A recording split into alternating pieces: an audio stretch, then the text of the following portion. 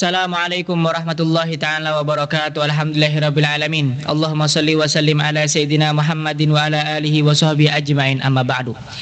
Pada siang kali ini kita melanjutkan program baru kita, podcast pondok, yaitu istifadah, mengambil faedah antara sesama muslim. Dan pada siang kali ini kita kedatangan tamu yang mulia, yaitu Al-Ustadz Nur Rahman atau Bapak Aman biasa dikenal.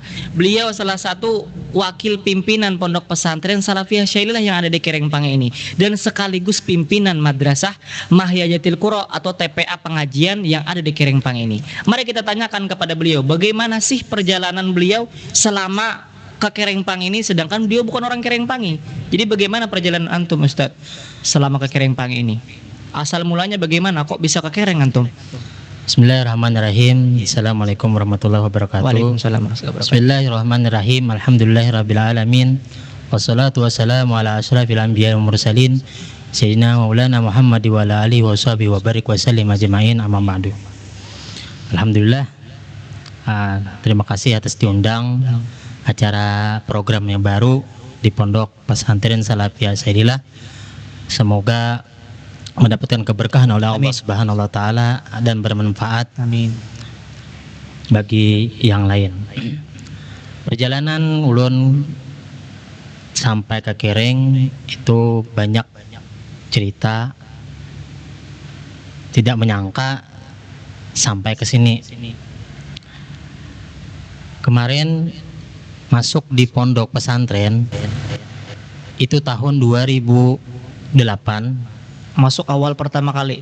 Masuk awal pertama kali itu di 2008. Akhir 2008. Akhir di 2007. Jadi awal pemasukan pembelajaran itu di tanggal 1 Januari 2008. 2008. Awal tahun. Nah, kemudian sampai pembelajaran akhir 2012. Jadi 5 tahunan lah. 5 tahun. Di pondok mana itu Ustaz antum itu? Pondok Pesantren Ibnul Amin Pemangkih yang ada di Barabai. Pemangkih di Barabai. Termasuk pondok pesantren yang tertua juga di daerah Hulu Sungai sana. Yang mana waktu itu dipimpin oleh Kiai Haji Mukhtar HS. Haji Mukhtar. Pengasuh yang kedua, yang pertama itu Kiai Mahfuz Amin selaku pendiri asli orang Pemangkih. Sedangkan Guru Mukhtar itu bukan anak dan bukan keluarga, tetapi itu anak murid.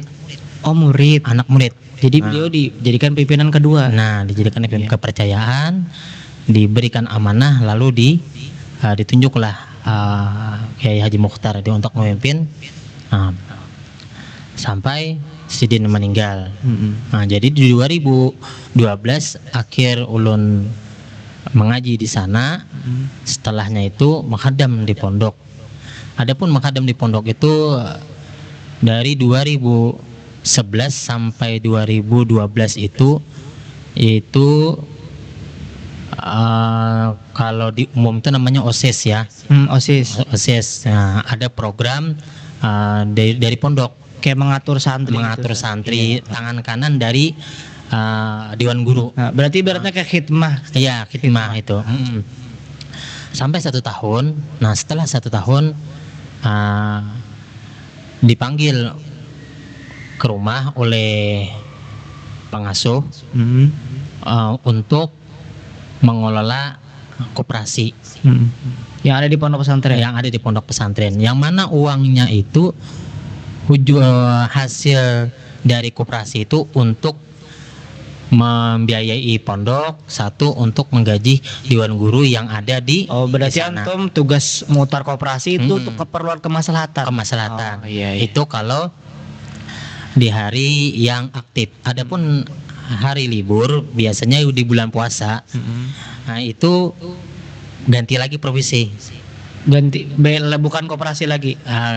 Ganti profesi itu jadi tukang masak lagi. Tukang masak lagi di kantin, kemudian ganti profesi tukang masak. Itu di bulan puasanya. Karena itu untuk membukakan puasa, Dewan Guru, santri, sahurnya dan berbukanya selama 1 bulan. 1 bulan full. Iya, 1 bulan full. Jadi setelah lewat puasa kembali lagi di koperasi untuk mengelola. Nah, selama itu. Nah, setelah 2018, di 2018 barulah ada teman yang mana teman itu satu daerah, satu kampung. Dia dulu tamat, kemudian dia langsung ke sini. Kerengpangi. Kerengpangi. Iya. Nah, karena di sini di Kerengpangi ini banyak dari alumni Ibnul Amin Pemangki yang orang asli sini. Nah, kemudian teman tadi hijrah atau apa namanya tuh? Iya, Madam lah iya, ke sini. pindah ke sini. Pindah ke sini untuk mencari pengalaman. Siapa nama teman antum itu, Ustaz? Namanya Fatur Rahman. Fatur Rahman. Fatur Rahman, ya. Ustaz Fatur. Ya, Fatur Rahman. Itu daerah Palehari juga, satu kampung sama. Satu kampung. Heeh. Di mana asal antum, Ustaz? Aslinya itu orang Kurau. Kurau. Ya, tapi kabupatennya Palehari Tanah Laut. Oh iya, berarti sama Ustaz Fatur juga. Iya, sama. Oh, iya. Nah, dia itulah yang ngajak ke sini. Jadi dari Sailalah ini nggak tahu loh pada ada pondok Amin Sailalah. Tahunya itu kan ada di madrasah Majatul Qura. Iya. Yang mana sekarang ini kan diberi amanah untuk memimpin. Iya, sepenuhnya berarti antum megang itu. Yang mana itu metodenya mengenal huruf, kemudian nulis, nah praktik sholat yang diajarkan di sana, dasar-dasarnya semuanya. Karena untuk bekal ini nanti masuk ke pondok kan, itu betul Ustaz ya. Kemudian teman tadi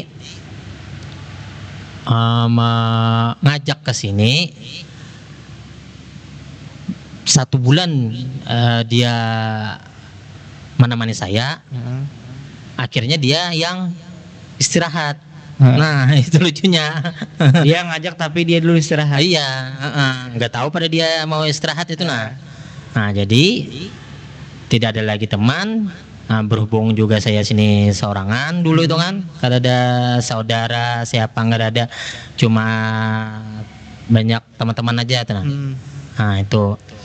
Lalu beberapa lama kemudian akhirnya teman-teman yang di madrasah ngajar-ngajar tadi akhirnya ada yang membangun pondok. Ya, ada yang bangun pondok. Ada. Salah satunya Ustadz Nasir yang mana mertuanya itu ketua MOI. Oh iya. Ketua MOI yang di Kalteng sini. Nah, sekarang dia mengelola pondok yang ada di 30 sana. Dulu beliau tuh megang madrasah Majatul Qura itu kan Ustaz? Iya, itu dulu. Oh, bangun pondok beliau. Jadi antum sekarang. Nah, itu. Itu perjalanannya sampai ke sini dulu. Di sini apakah antum punya keluarga atau tidak, Ustaz? Keluarga. Enggak ada. Tidak ada. Enggak ada sendiri. Iyalah jadi dari nol antum. Iya, nah, itu. Awal pertama kali ngajar di sini tahun berapa, Ustaz? Di Pondok Sililah. 2018. 2018. Iya. Berarti masih pondok di bawah. Iya, waktu di bawah. Iya. Sampai ke atas sampai sekarang. Sampai sekarang. Jadi di 2018 itu awal-awal ngajar di sini. Padahal dulu basicnya ngajar ini nggak tahu gimana. Jadi yang namanya pertama itu pasti banyak bingungnya. Pas di pondok pesantren pernah lah antum disuruh ngajar gitu kan, biasanya di pondok-pondok kan sudah lama kan gantikan ustadznya yang tidak ada gitu. Ustadz pernah tidak? Nggak ada itu. Oh berarti khidmah. Iya, khidmah aja. Akan tetapi kalau di pondok sana itu biasanya Jin malam muzakarah. Iya, malam. Bisa muzakarah itu kan yang dari bawah itu bisa datang ke wadah kita kan untuk apa nih yang nggak paham nih. Oh iya, saling mengulang pelajaran sama iya, sama ulang kan. Kadang-kadang pakai halqa itu anak-anak itu kan untuk belajar mengulang-ulangi pelajaran apa yang nggak paham kan situ. Karena metode di Pemangki itu kelasnya kelas kitab. Iya, kelas kitab ada kelas 1 2 tapi nggak ada kelas tingkat kelas 1, kelas 2, kelas 3 nggak ada. Jadi di Pemangki itu di Ibnul Amin itu kelasnya kelas kitab. Jadi kalau 1 biji kitab tamat, contoh tasrifan tamat dalam 3 bulan atau 4 bulan baru dites. Dites baik tertulisnya ataupun hafalannya. Apabila dia sanggup menghafal itu semuanya memenuhi syarat, maka dia naik ke kitab berikutnya. Iya, Nah, per itu. kitab gitu. Jadi per kitab sana. Iya. Jadi di sana tuh bahasanya tuh berpintar-pintaran. Jadi kayak itu. lomba-lomba dalam agama. Bila kalau agama. sudah kita hatam kitab naik, kada berkelas kayak sekarang. Udah berkelas, Iya. ya. Jadi sampai jurmiah itu berlomba-lomba hafal, ada yang 1 bulan hafalnya tuh. Jurmiah satu full itu. Satu full tuh. Ada 1 bulan, ada yang 15 hari. Nah itu, soalnya karena ada saingan. Jadi kalau kita ada saingan tuh merasa kayak pengen juga kan, Iya. pengen hafal juga. Nah itu. Iya iya. Nah itu. Nah itulah yang di pondok kan. Berapa tahun antum saat di pondok situ? Kalau total semuanya Total itu semuanya, semuanya itu hampir 10 tahun. Soalnya 5 tahun itu yang belajarnya. 5 tahun belajar. 5 tahunnya khadam. Berkhadam. Khadam itu kan bukan berarti nggak belajar. Pasti ada juga. belajar, cuman ada bantu paling banyak bantu. Iya. Bantu pondok. Kayak ada pengajian pengasuh atau pelajaran iya. umum. Pelajaran umum itu kan kayak kitab umum itu nah. Jadi kan menghadiri kan pagi Iya. itu kan. Yang halakoh gitu. Iya, halakoh, ya, ikut hadir. Nah itu. Ya kan bisa di pondok-pondok kan kayak gitu, misalnya sudah lama kan khidmah. Tapi khidmah itu tidak cuma khidmah doang, ada juga belajarnya. Cuman Iya, khidmahnya dibandingkan belajar. Nah itu. Pas antum mengajar di sini saat kan santri di bawah tuh. Kira-kira tuh santrinya berapa saat semuanya itu? Yang di bawah, pas lagi di bawah kan kita sudah di atas. Ya nih. kurang lebih sekitar 200-an dulu. 200-an. Itu berarti putri sama putra. Kurang lebih ya. Kurang lebih. Nah itu dulu. Jadi selama antum di pondok itu saat pengalaman apa yang lebih berkesan di hati antum selama ini? Masih antum ingat itu loh saat pengalaman di pondok pesantren? Dari segi khidmah atau belajar mengajar dan lain sebagainya, pengalaman apa yang pernah antum dapat di situ saat? Ulun ingat itu dari pengasuh, kalam pengasuh Kiai Haji Mukhtar, kata beliau, kamu jangan sekadar hidup di pondok, akan tetapi bagaimana caranya menghidupkan pondok. Bisa diulang saat? Kamu jangan sekedar hidup di pondok, Jangan sekedar di pondok, akan tetapi bagaimana caranya menghidupkan pondok. terlalu dalam ini. Apa maksudnya Seth? Maksudnya itu kan kita jangan sekedar belajar, tapi bagaimana caranya untuk membangun pondok itu lebih maju. Oh, berarti tidak hanya sekadar belajar saja, tapi memikirkan bagaimana cara berkembangnya pondok. Iya. Pesan dari Kiai Haji Mukhtar. Kiai Haji Mukhtar. Kamu jangan sekedar hidup di pondok, akan tetapi bagaimana caranya menghidupkan pondok. Itu kan banyak itu kan. Mengikuti generasi. Itu. Situ pondoknya modern atau bagaimana saat pondok situ? Di mana? Di Pamangkih. Salafiyah. Salafiyah juga berarti khusus kitab aja itu. Kitab. Khusus Formalnya ada dari situ, Sat? Formalnya ada paket, tapi paket itu kadang-kadang 1 minggu itu cuma 2 kali atau 3 kali, yang hadirnya itu aja 1 jam aja. Berarti cuma 1 jam doang. Berarti kalau situ ada dapat paket atau dapat ijazah itu bisa dipakai? Bisa dipakai. Bisa, sudah resmi emang. Alhamdulillah sekarang ini dapat kabar dari pondok, soalnya kan dari pondok Pemangkis sampai sekarang kan ada hubungan itu kan, ada hubungan dari Dewan Guru, pengasuhnya itu kan masih walaupun jauh, walaupun jarang, akan tetapi hubungan selalu dekat. Nah jadi sampai sekarang alhamdulillah dapat kabar bahwa ada dibangun sudah SD Islamnya ada. Kemudian khusus SD Islam, kemudian RA Islamnya ada juga, kemudian sampai SMP, SMA, dan kuliahnya ada juga sekarang. Berarti lengkap situ. Lengkap sudah. Kira-kira aja kalau sekarang ini santrinya berapa jumlahnya? Hampir 2000-an kayaknya. 2000. Kayaknya lebih lagi. Kalau di Pondok Pemangki itu manggil pimpinan itu apa Ustaz di sana? Kalau pimpinan dipanggilnya Abah. Soalnya sistemnya tuh dibikin seperti keluarga. Jadi kalau pimpinan itu Abah pengasuh, kalau istri beliau itu namanya Mama pengasuh, kemudian ustadz yang ngajar di sana namanya kakak. Berarti ibarat seperti keluarga. Seperti gitu. keluarga. Jadi Ha. Dewan gurunya itu memanggil kami itu adeng. Oh iya. Deng. Nah itu. Jadi kalau kalau pimpinan manggil kita anak. anak, iya. Anak karena kan Iya. bapak pimpinan. Oh. Kayak seperti di dalam rumah tangga gimana? Nah, jadi kan ada. dalam satu pondok itu ibaratnya semuanya keluarga gitu. Iya, Kalau Ustadz panggil kakak, iya kakak, kalau pimpinan dipanggil abah. abah. Oh iya. Kalau abah itu ke bahasa Banjar kan, kalau bahasa Indonesia kan ayah kan. Iya. Nah itu. Panggil kepada orang tua gitu Ustadz. Nah itu dalam selama yang paling berkesan itu, yang paling berkesan ya khadam khidmat itu gotong royong, bagaimana caranya membangun pondok bersih, rapi, kedisiplinan. Nah karena di waktu pondok tuh sampai sekarang itu selalu ditugaskan menjadi kebersihan ulun. Oh, tugas kebersihan. Ya kebersihan karena ulun tuh sukanya yang bersih, yang rapi.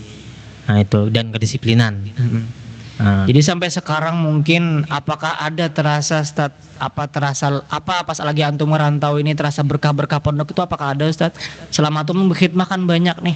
Pas Banyak. sudah di pondok pesantren, pas sudah ini keluar di Keringpangi, Ya, jelas. apakah merasa Ustaz? Jelas berkahnya tuh tidak terbayang, sangat jelas banyak berkahnya. Jadi apa yang kita kerjakan di pondok pesantren itu pasti ngaruh di luar Ustaz. Kan biasanya ada kalimat kan kalau kita di pondok itu benar-benar dapat barokah, Iya. nanti di luarnya bakal enak Ustaz katanya Iya. gitu. Contoh ulun waktu mengelola koperasi. Hmm. Itu mengelola koperasi di pondok itu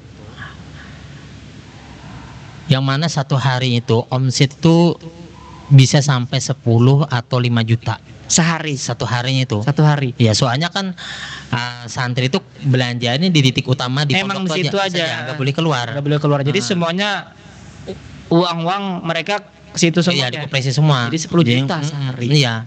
Nah sedangkan kami dikasih itu cuma 250 per bulan. Per bulan. Iya.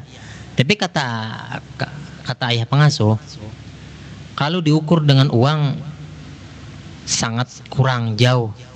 Tapi nanti kamu apabila sudah keluar berkahnya itu nanti kerasa nanti. Ibaratnya kita tuh di situ ibaratnya berkah juga, cuman tetap dikasih Iya. buat karena tenaga kita. Iya. Tapi duit itu tidak perlu kata beliau ya kan. Yang lebih perlu berkahnya nanti ketika sudah keluar. Iya. Di koperasi itu apa aja dijual Ustaz? Yang dijual? Lengkap dari kitab. Dulu kan masak, waktu dulu masak, dulu kan kitab, sembako, pakaian, kemudian minum-minuman, makan-makanan. Kayak supermarket gitu Ustaz? Iya, sejenis kayak supermarket. Ada itu. jual-jual baju juga nggak di situ? Ada juga. Ada juga. Ada juga. Oh, berarti besar nih. Besar.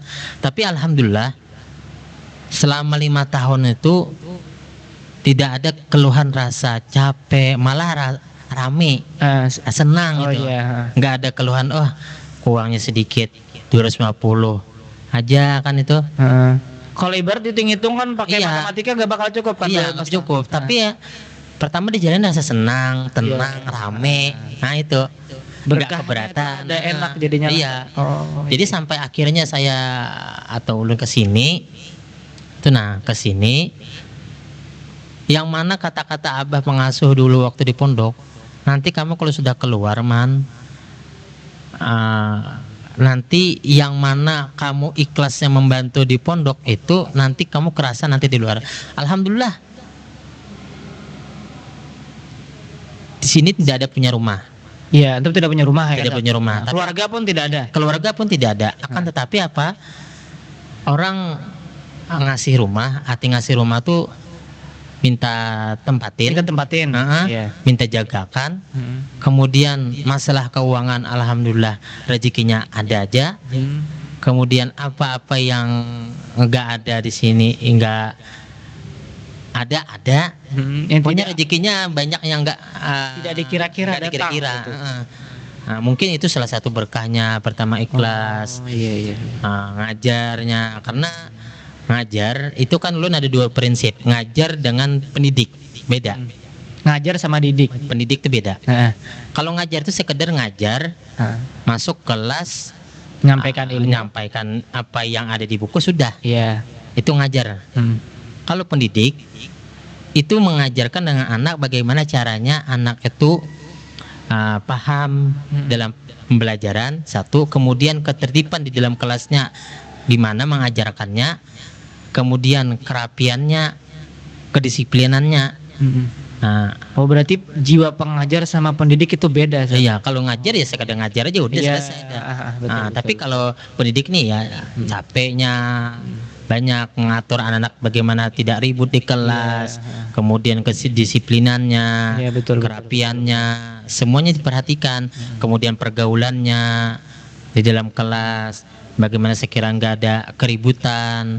Nah itu kan, Iya. nah, otomatis harus apa ya bahasa Punya itulah, jiwanya, iya, Ustaz, punya jiwanya dalam hal mendidik. iya. Karena tidak semua orang bisa mendidik dan bisa mengajar. Ada orang bisa mengajar tapi didik tidak bisa. Iya, Ada yang bisa mendidik tapi mengajar tidak bisa. Iya, itu berat. Iya, betul. Kemudian kan pernah Anda dengar antum cerita antum Ustaz, kan antum pernah kemarin nggak tahu kapan yang diumrohkan sama Pak Haji Ustaz. Apakah betul itu? Iya, itu nggak nyangka juga itu kan. Diajak beliau umroh. Heeh. Berarti apakah ada keluar dana di situ antum Ustaz? Mungkin sanggul sedikit saja. Sedikit aja, sedikit. Akan tetap sedikit, nggak ya, di waktu di tangan tuh kan uang cuma hampir 1 juta aja. 1 juta. Jadi mikir nih ke sana gimana nih. Tapi saya yakin karena ya, ke sana tuh undangan. Dipanggil. Dipanggil. Iya. Soalnya apabila secara logika, apabila kita diundang, otomatis semuanya itu dijamin. Dijamin. Dijamin. Ada semuanya di sana. Ada Ya kan semuanya. kita dipanggil Iya, ibaratnya. apalagi kan yang dipanggil ini kan. Iya. Itu jadinya. Jadi semuanya 1 minggu mau berangkat, rezeki itu alhamdulillah ada. Jadi tiba-tiba ada yang ngajak Jadi, umroh. Iya, ada semuanya, dari biayanya, makannya, ada kemudian sampai belanjanya di sana. Semuanya Siapa yang ngajak antum tuh Ustaz? ada dari salah satu dari Pak Haji, yang mana dia ini khidmat dengan majelis, dengan ilmu agamanya, cinta dengan ilmu agamanya kuat itu. Oh berarti Heeh. beliau suka dengan ulama, Suka dengan berkhidmat ulama, sama dengan majelis, para habaib. hartanya semua dikeluarkan buat Iya, untuk hal-hal yang bagus. Iya, hal-hal yang bagus. Oh, Kebaikan-kebaikan ke majelis. Nah, itu antum akrab dengan beliau. Jadi kok bisa diajak ke umroh kemarin Ustaz? ya alhamdulillah akrab. Akrab. Tapi tidak mau menampakkan keakrabannya kepada orang banyak. Oh iya. Karena takutnya ada hal-hal yang lain. Jadi kalau penting atau apa baru ke tempat beliau atau dipanggil beliau. Kalau dipanggil ada keperluan baru ke sana antum. Oh iya.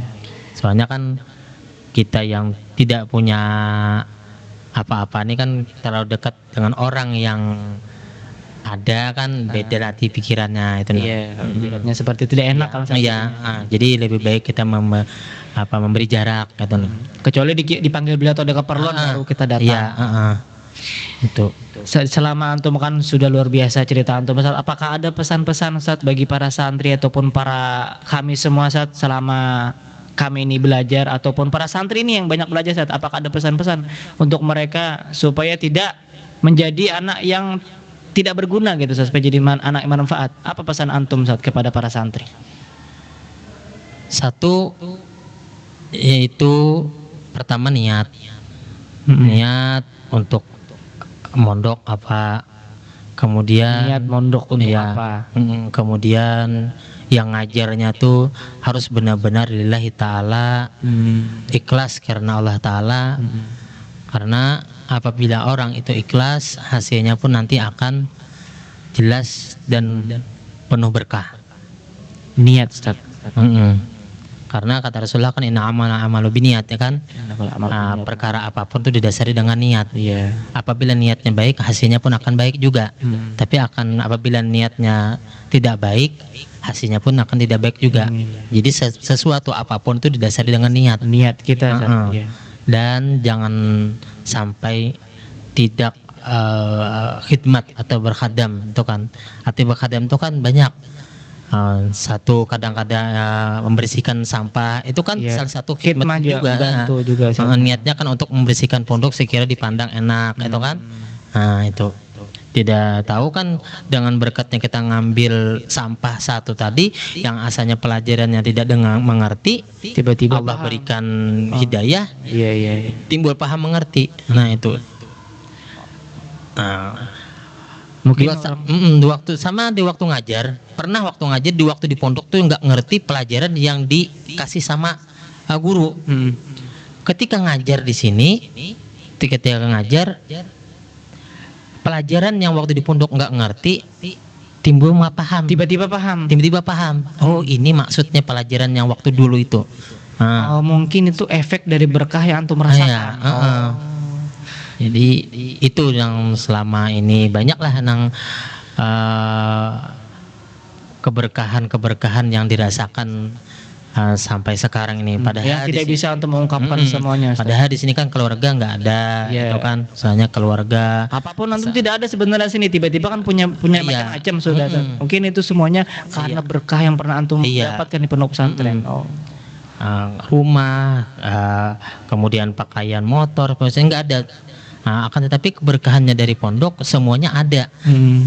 Motor dikasih orang, rumah nggak ada, Disuruh disuruh nempatin. Oh, iya. Jadi kan suatu keberkahan itu kan. Nah itu banyaklah keberkahan yang pernah Jadi dua, dirasakan. yang pertama niat, sama yang kedua adalah Ikhlas. berkhidmah atau ikhlas, ya, Ustaz. Mungkin banyak santri tidak tahu, Ustaz. Apa sih kesimpulan daripada khidmah, Ustaz? Khidmah itu apa? Mungkin banyak orang luar sana tidak tahu apa sih khidmah itu. Katanya kan banyak tidak tahu mereka, Ustaz. Khidmah itu mungkin menghadam, membantu pondok untuk meringankan pekerjaan suatu lembaga. Tapi tidak digaji kan, Ustaz? Tidak digaji itu. Artinya ya tadi berkhidmah itu ikhlas. Ikhlas, Tidak mengharap apapun. tidak mengharap Kecuali mengharapkan cuma keberkahan saja. Iya. Oh, enak, Ustaz. Mungkin dari pesan dari beliau bisa kita ambil ya, dari kisah-kisah beliau yang begitu panjangnya mulai awal perjalanan sampai sekarang.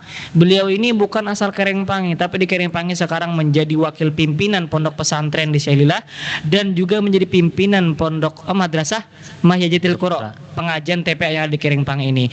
Dari asal pesan beliau tadi yang beliau dapatkan sampai sekarang, yang pertama adalah niat kita yang benar untuk menuntut ilmu ataupun pengajar dan sebagainya, seperti hadis Nabi yang beliau sampaikan, innamal a'malu binniyat, karena semua pekerjaan didasari dengan niat, begitu, Ustaz. Iya. Kemudian yang kedua yang paling penting ini adalah berkhidmah dengan ikhlas, membantu pondok pesantren atau membantu majelis, tapi dengan niatan ikhlas tanpa mengharap apapun. Maka insya Allah nanti jalannya akan Allah datangkan sebagaimana beliau sekarang ini. Mungkin ini saja yang bisa kami sampaikan, dan mohon maaf minta halam taridho kepada Ustadz Nur Rahman.